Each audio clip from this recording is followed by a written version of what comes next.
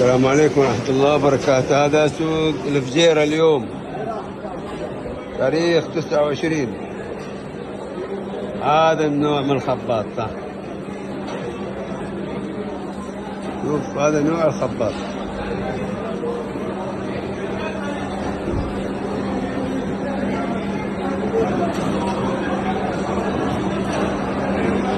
أبو عبد الله فيدنا الله يسلمك إذا عندك معلومات.